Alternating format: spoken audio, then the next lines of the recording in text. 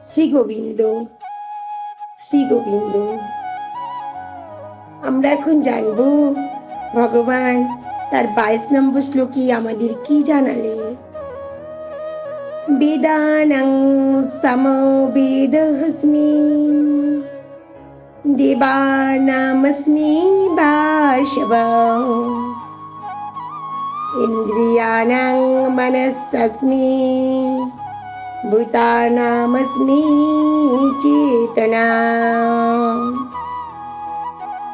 সমস্ত বেদের মধ্যে আমি সামবেদ, সমস্ত দেবতাদের মধ্যে আমি ইন্দ্র,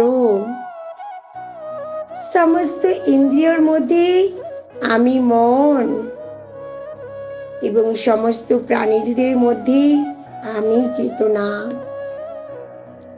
অর্থাৎ জীবসত্তার মতো জড়ের চেতনা নেই, তাই চেতন হলো সর্বশ্রেষ্ঠ ও নিত্য। জড় পদার্থের সমন্বয়ের ফলে কখনো চেতনাকে সৃষ্টি করা যায় না। রাধে রাধে, রাধে রাধে।